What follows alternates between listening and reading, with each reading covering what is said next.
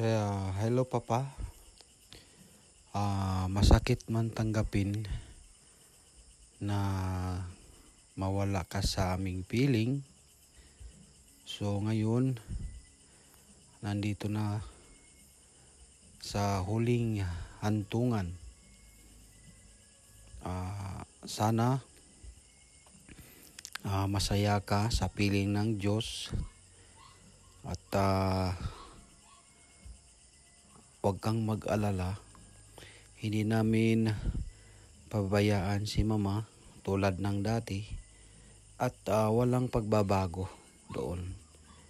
Maski malayo man ako sa piling nyo dati, ganun pa rin, walang pagbabago. Alagaan namin si mama, ibigay namin kung ano yung pangailangan niya, kung ano yung gusto niya. Ibigay namin hanggat makakaya naming magkakapatid. Alam ko na nag-alala ka kay mama dahil alam mo naman sa sitwasyon niya. Alam ko na inisip mo yung kalagayan niya dahil ganun ang sitwasyon ni mama na hindi na siya makarinig.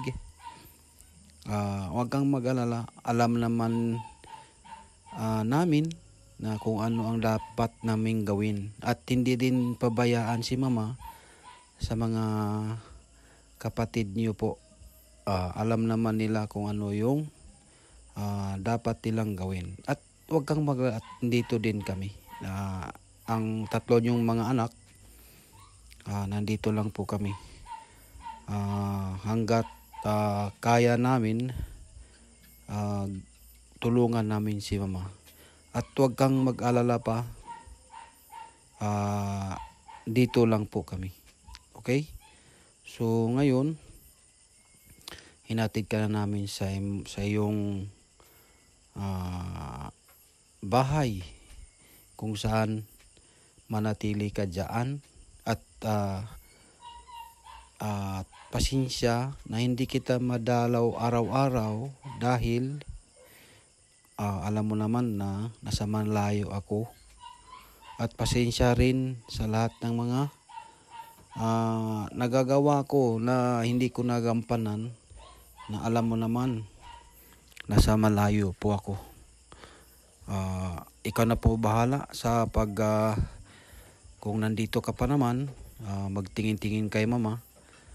At ulitin ko, hindi po namin siya pababayaan. Okay? Hanggang dito na lang. Paalam sa iyo, papa. Masakit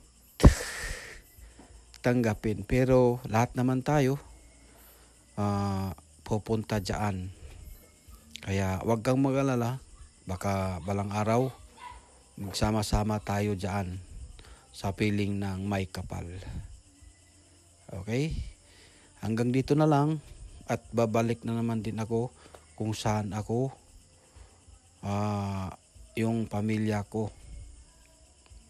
At sana kung may time ka, dalawin mo kami.